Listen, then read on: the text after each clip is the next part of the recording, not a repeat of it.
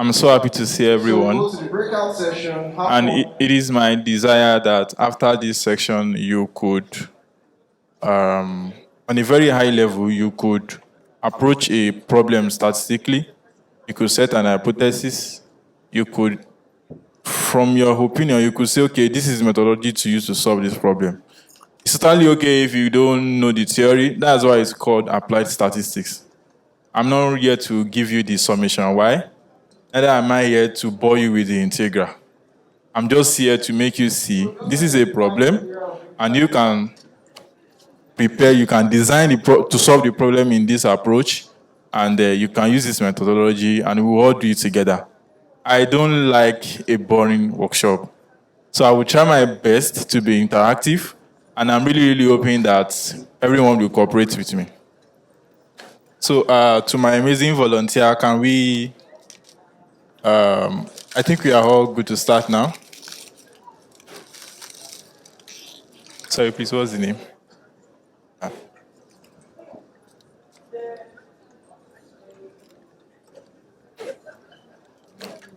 Yep.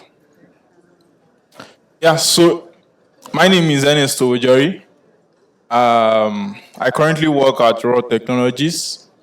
It's a consulting early stage startup that is based in the Highland. And I am the founding product manager. So today I will be talking to us about how we could apply statistics to solve business problems. The problem statement, I'm still going to walk us through that. But in this talk, I'm going to state the problem statement in the language you understand, walk you through what the user personas of my current audience could look like. This is just a way for me to confirm everyone is on the same page. And after this, I'm going to ask us if there's anyone here that has not been captured in these personas, so that I could note that as I'm explaining my concept. And afterwards, I will walk us through what I think it looks like to understand the introduction of comparative experiments. After which, I'm going to tell us what I think are the best practices to design those experiments. And afterwards, we walk ourselves through some use cases. Are we ready?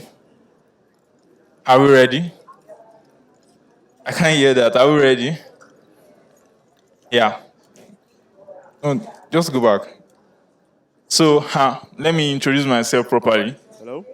So I'm a statistics major in the prestigious University of Ibadan. Yeah, so we'll start. Yes, we are known to be prestigious in our department. That has been our heritage. I started my career with computational statistics while I was still doing my ND in a college in Ibadan, where I started using basic tools like XPSS, HAR, Minitabs, which out of curiosity I found myself meeting the word data science. And I started reading about what is happening in data science space in Nigeria.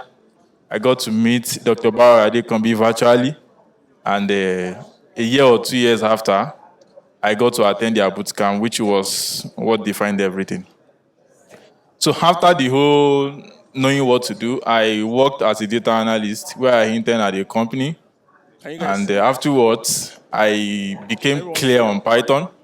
And I was learning basic machine learning. If you were around in 2019, you understand what it takes, what was happening in the ecosystem. We were basically doing cargoes in some of us were lucky, we started leading communities. And afterwards, I got a job at iQube Labs, where I work as an R&D data scientist.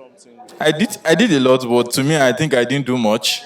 But most of the work I did there runs around the understanding how businesses use social media for their brand. Then I also consulted for a research that uses learning head management system to as well, we're going to need OpenAI account. Okay, so if you cannot hear me, just signal. It is not my desire for you not to hear me. So I basically do some project there. Then afterwards, I work as a product manager for a product which I built with some friends. I talked about that last year. There's no point talking about that now. And I currently work at Rock Technology, as I said. And beyond that, I have found my space in research, which I call human-computer interaction, and specifically social computing research. Purpose, we're going to see the things that we need. Yeah. So, food for thought. James Barclay this said something in they said 1940 something thereabout. I He think said if you have a we should data, just start let's and look then at the try and data. follow along. However, I don't know if if all we it's have are it opinions, was let's go shared. with mine. I How many haven't pro shared manager do we have here? so I'm not sure everybody has that. Data And if analyst. you'd be able to do that during this workshop. Okay, So you've I'll worked just with a start. pro manager before. Raise your hand. All right. Data analyst, you've not worked with a program manager before. You work with a business person before. Raise your hand. Do you understand what is called stakeholder management? So Have you ever been in a room lost that your you. program manager is fighting with your CEO on which feature to build? You have, right? If you have not, problem like that exists, and you can probably ask some of your product friends, and it's a big problem in the product space. So now, how do we solve that problem? The problem is what I've summarized there. I said, I as a actually product thought we professional, were going to we often face the challenges of understanding the impact of changes we make to our product and services. However, comparative experiment could help us to offer a powerful approach to address this challenge by providing insight into the effectiveness of the different strategies and optimization. to Next slide. install some dependencies. If you are a PM here, or if you worked with a PM before, this is probably what most of them face. Do I go for a landing page with a green background, or a landing page with a blue, or a landing page with just plain Installing white? dependencies. Those are questions that we should ask. This What do you part. think informs what the landing page of DataFest looks like? Okay. Things don't just happen. Products don't just take decisions. There are research behind it. So, to our user persona, don't worry, these are fictional. In fact, GPT made all these things up for me, and I edited some things to fit into what I think my audience looks like. So when I'm done with this, I'm going to ask us, we're going to run a test, and I'm going to ask us whether there's anybody here that is not captured. Don't worry, we need to do all this background so that we can understand ourselves better.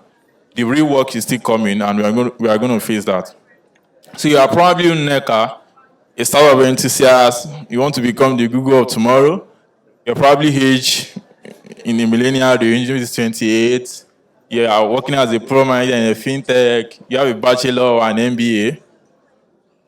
Then probably some of your goals are to log some innovative features, use data to drive product decisions, and validate hypotheses.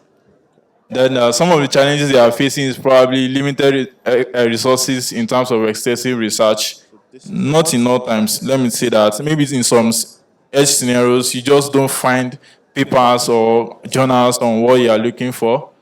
And ensuring some other challenges that you face are ensuring the product market fit of your local market during this and is workshop scalable. is Next sort of slide. like a career advisor. And some of your motivations could be like you want to become a leader in the fintech space and you want to secure some investment. But you can come to this platform And and another person that could be here is probably Kunle, who is probably that data guru. maybe you're Probably studying age 35. You've been in the industry for a long. You understand what is meant to analyze data. You tell probably have you an MSc in data science. that's one. You want to improve your skill in environmental design and statistical methodologies. Tell you You want to become a leader in a data department. working And some of the challenges you are facing is probably not, and it's maybe not, get his having a vast amount of data and trying to derive insights. Convincing higher hubs, like those that are above you in your company, convincing them of what we need to do.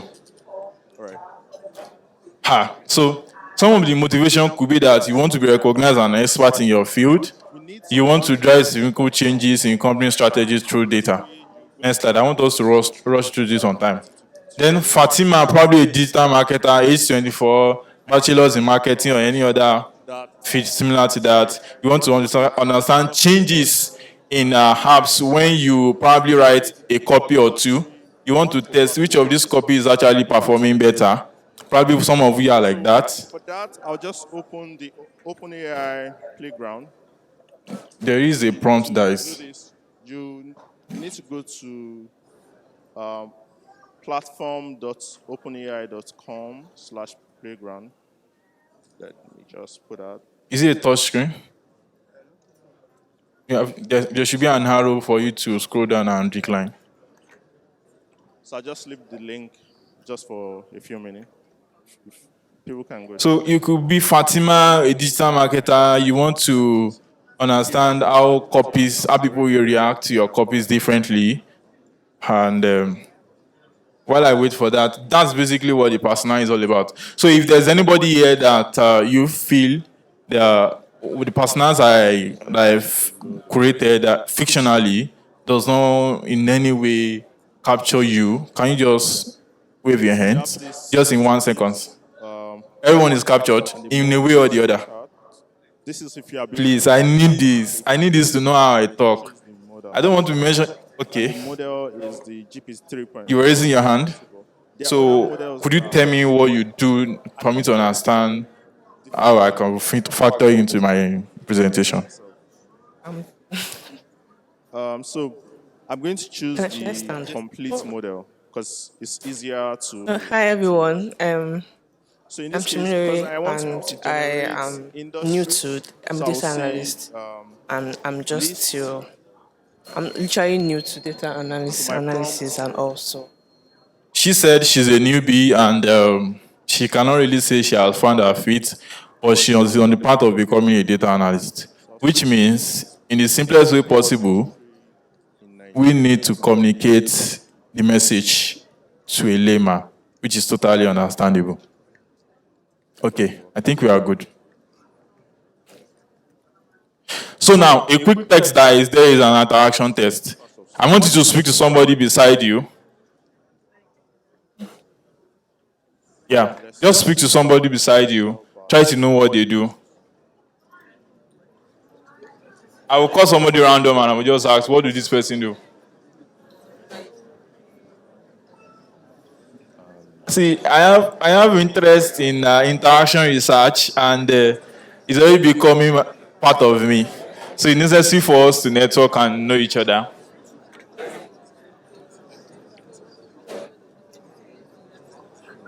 I don't know, career interest. Are we good? Yeah. Fashion, for example. So, no, I've introduced myself. Don't worry, it's fine, it's fine. It's fine. My simple prompt. So, sister, hello, what does he do?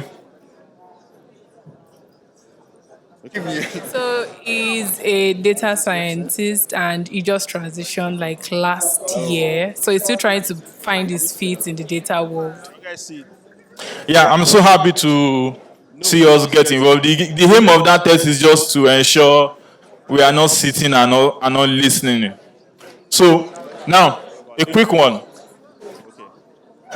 Hello, house. so Are we together now? so list some The test is over. related to Hello, the test is over, please. biotechnology, Hey. genetics. Hello, the test is over, please. So, but what I want really is just the Yeah, so please listen one house. Because we don't actually have time and I want us to be on the same page. prompt. Yeah, so I said introduction to comparative experiments. Give me anything outside of In the whole scientific space, even in your primary school, industry name. if you did chemistry or anything, there's an approach to solving problems. You don't just pick a problem and just say, oh yeah, let's go and run regression. Nobody does that. Yes, there is an approach and it's a standard and it's widely acceptable. And in statistics, we have learned from that and we try to me it's the same because I don't like to speak statistical jargons to people that will not understand. So to me it's the same. No, just don't move yet.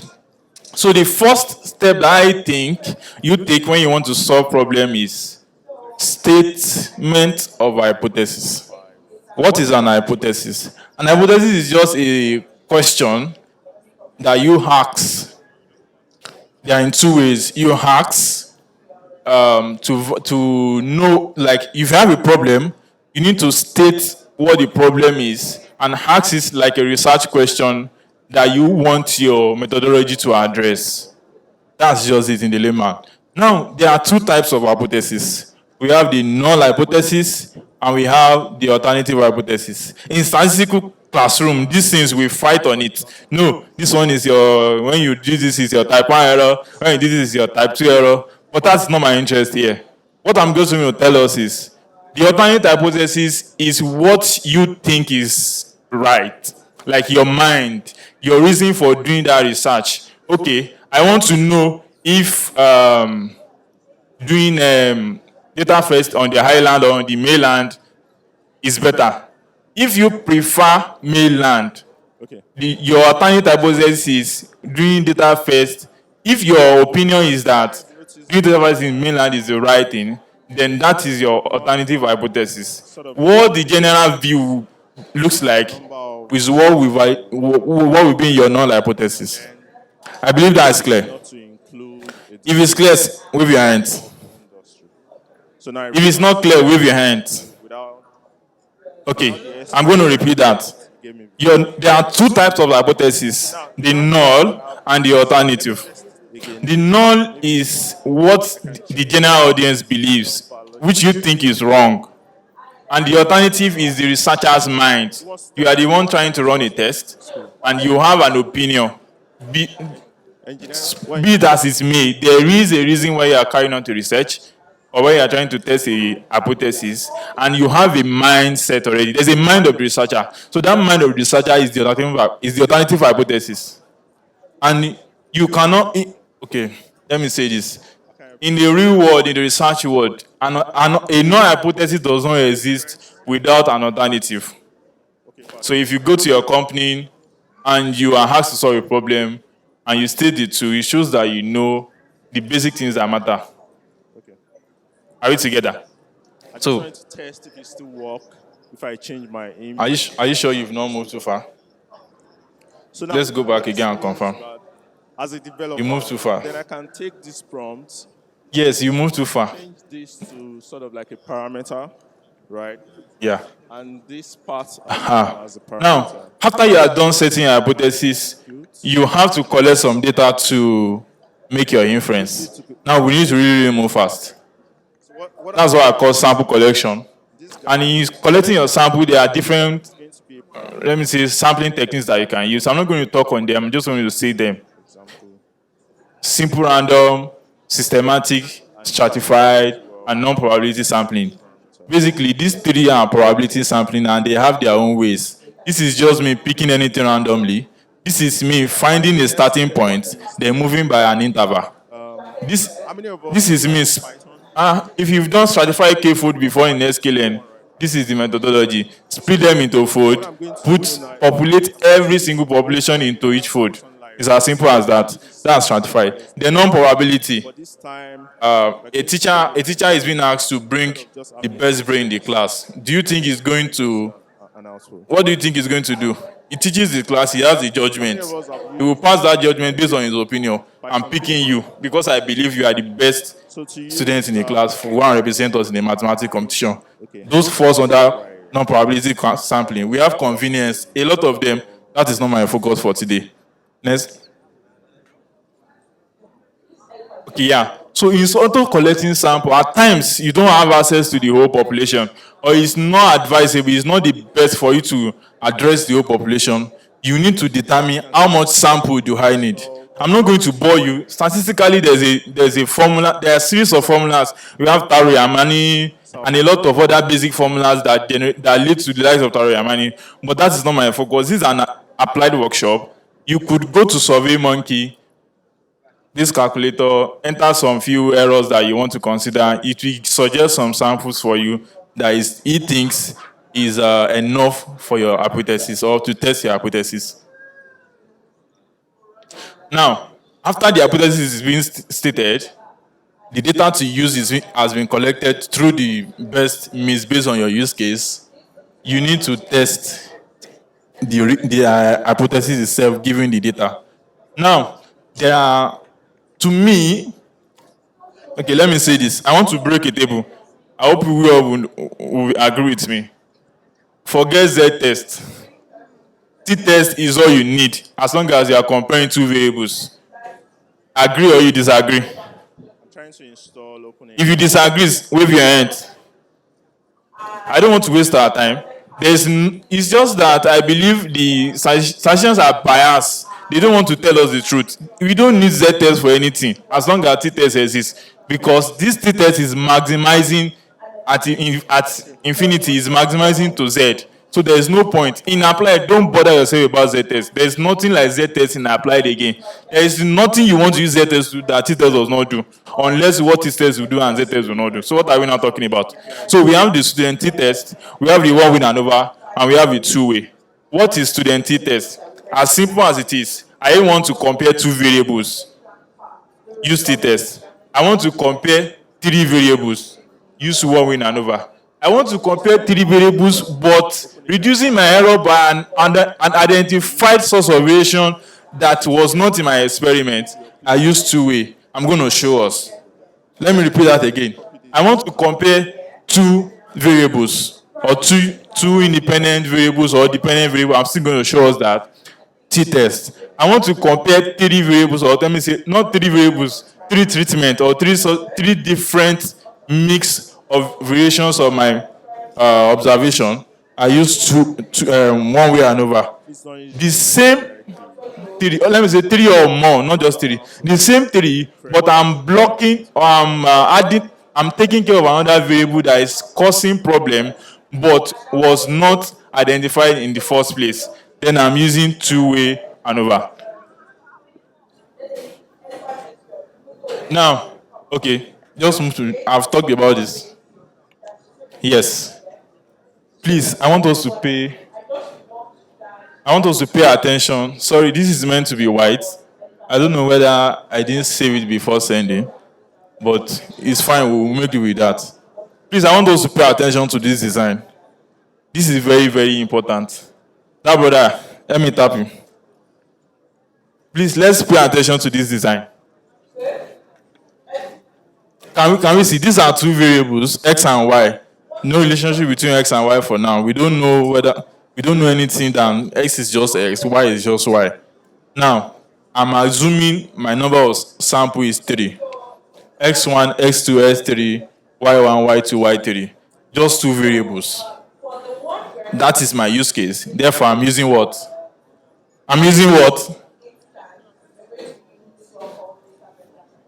Now, there are different variants of t-test.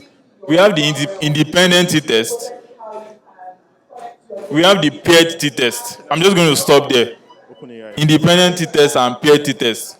Independent t-test is the default t-test that you go for because you say you are testing two independent variables. But there's a unique case that when you have them to be dependent. Let's say before we started this class, I collected the data of your knowledge on comparative experiment. I saved it.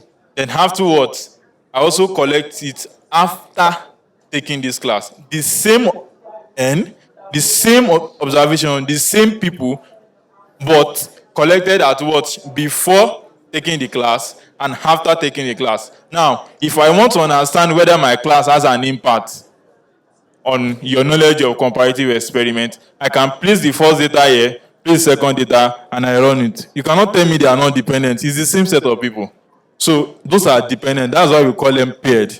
Then when you run that test, you will now see if it is significant. You will see that whether what I have taught you, you gain anything from it or not. That is not independent. It is what? Paired.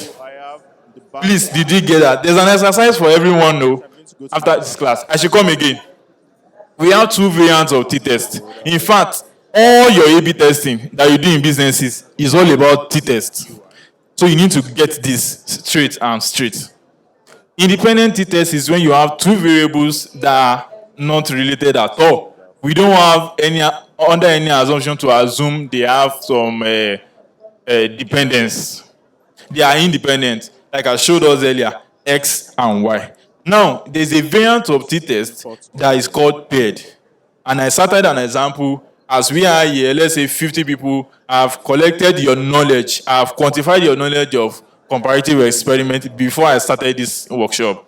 Then afterwards, I collect the same, I estimate your knowledge again and I collect it. There should be a difference if my talk has actually passed knowledge to you.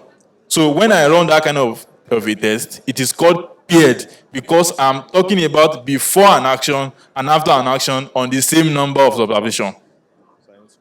Is that clear now? A question? And let's just note that question, please. You want to clarify? Okay. Okay. Can you like give us an example of the paired t-test, say in like business terms or like a website or something, so that it will be easier? Thank you. Let's say, although I believe the example I gave should have been sufficient because I'm even using we that we are here, but I'm going to answer you. Let's say we have a landing page. I will just retreat to landing page, and I have actually noted, let's say, 500 users from frequent users of our website. I've noted how they interact with our website. I have restricted their information somewhere, and we added. We want to add. Let's say we want to add something new to our landing page. Now, for those 500 observations, I know them. They are not random. I know them. When I say they are not random, they are clear. They are fixed. I know them.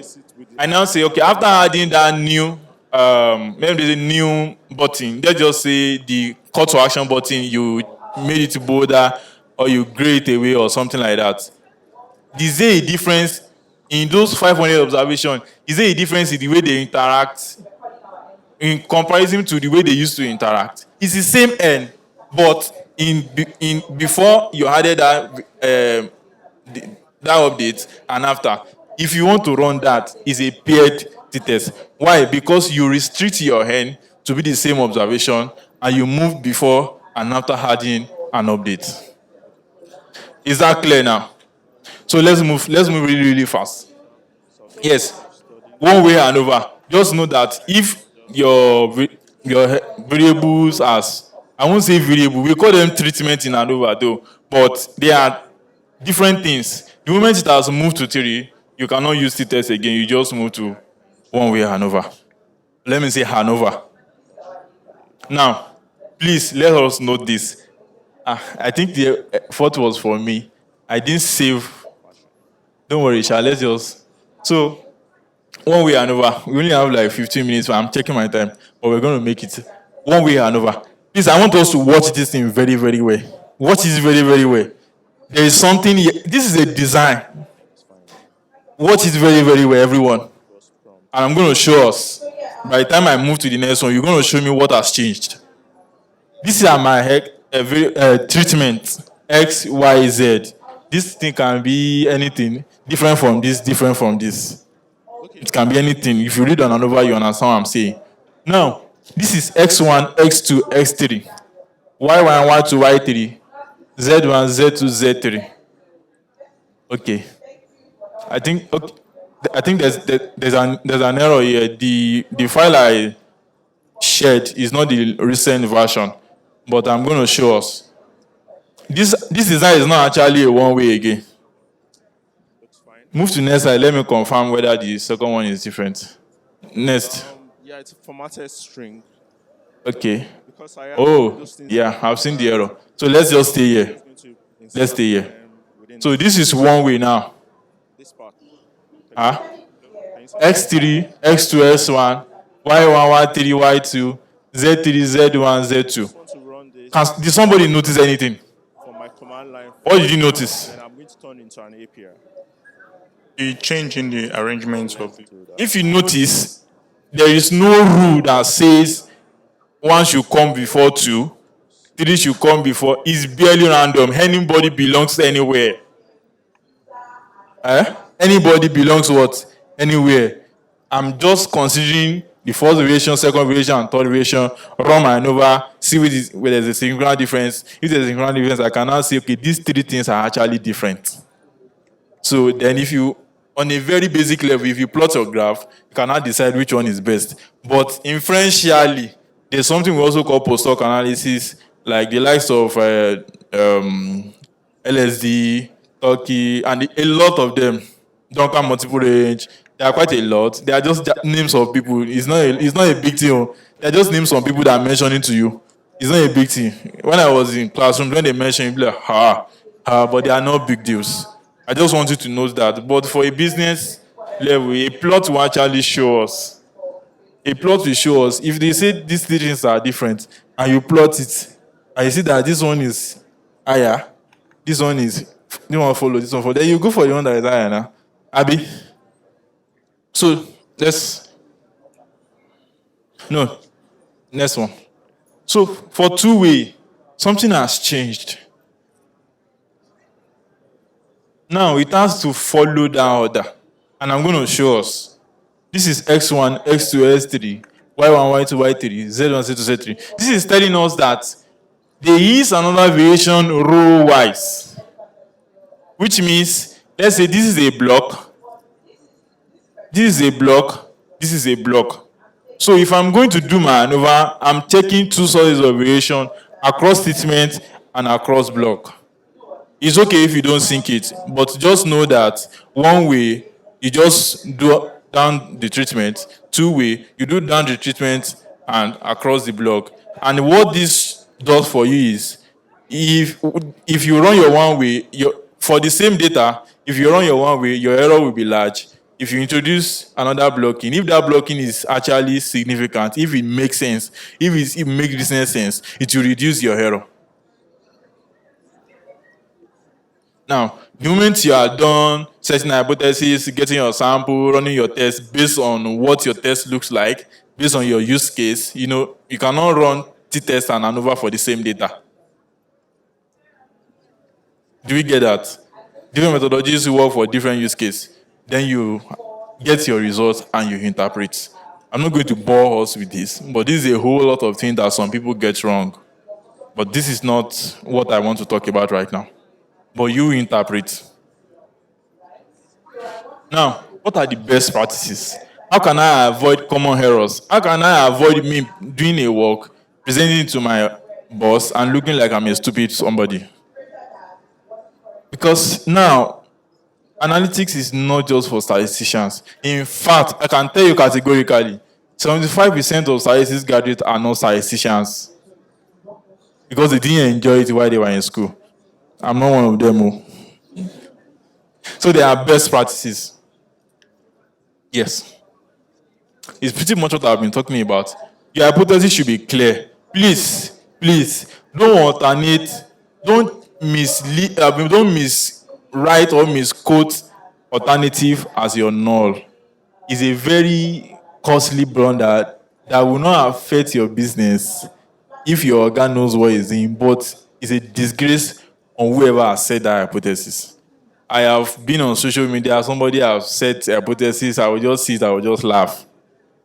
Many years ago, a senior engineer, he's not a statistician, you didn't study statistics in BSc, why are you prognosing into what you don't know? It's better for you not to set it than for you to set it wrong. So, I have told you, the researcher's mind is your alternative. Then the opposite of that is your null. With that, you can never go wrong. I hope that is clear. Your mind is your alternative. Then the other side is your null. It's as simple as that. Now, sample size determination. If you can get all your population, please get it. There is no oversampling as far as statistics is concerned. If you have access to all the population, it does not spoil inference. But at least if you don't have access, try to justify reasons why your sample is sufficient. And don't be rigid. I will still get to the aspect of don't be rigid. Don't worry. Let's move on. The treatment and the blocking you will belong to is purely random. Let me repeat that again. Let's say we are 100 here. Every one of us must belong to a treatment and a blocking. But the treatment and blocking you belong to is purely random. Do we get that? Everyone must belong to a treatment and a block. But the treatment and block we belong to is purely random. How many of us study anything agriculture? Your final year project, I'm sure you use ANOVA. Am I wrong? Somebody, please let me know. I don't have much time. I'm sure you use ANOVA, right? for your final year project, when you were designing whatever you are planting, did they tell you all these things I'm saying? They didn't tell you, but but your supervisor did not allow you to just be putting anything anywhere. If you have a sample, it will tell you that you should wrap a paper or something like that. That's basically what I'm saying. You cannot be picking things and be putting them where you think it should be, and you expect to get the right inference. No, it will not work. It has to be random, especially in your ANOVA. It has to be purely random. Now, blocking. I have explained earlier that when you notice that your error is larger than you expect, there is a variable that you are not taking care of. So if you had the variation of that variable, then you move from one way to two way. Now, let me say this. At least for a BSc level as I am, I have done it up to, I have done factorial, 2 factorial, 4 factorial, 6 factorial in classroom. So there is a lot. We have 4 way, 5 way, 6 way, many ways, and they have their own assumptions. But let me say this: for businesses, they will advise if you can just restrict your hypothesis to just 2, is the best.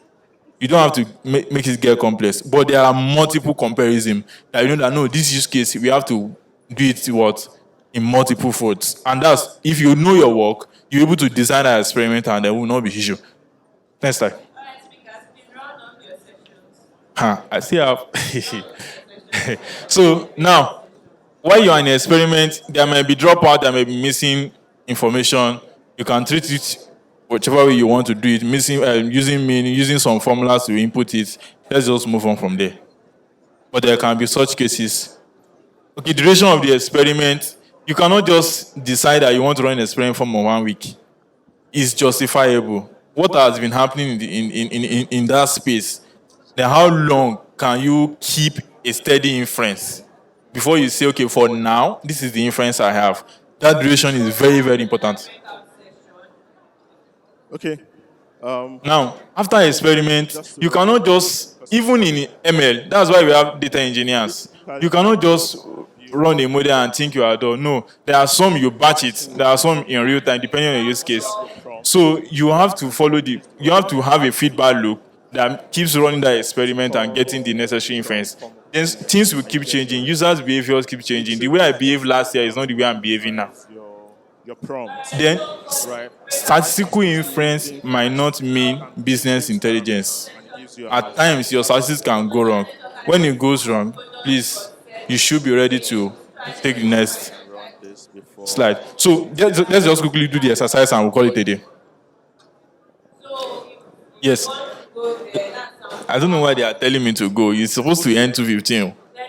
So a rising online platform, AfriLearn, has noticed a decline in user engagement over past 3 months. They introduced a new feature, allowing users to create a study group, and are curious to know whether there's an impact. So determine if that input changed. Now, I need a volunteer. If you are going to answer this question, which test will you run?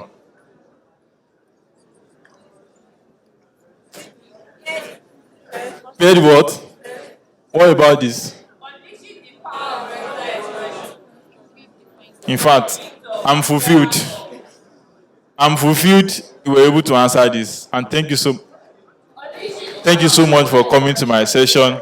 I hope you had a nice time.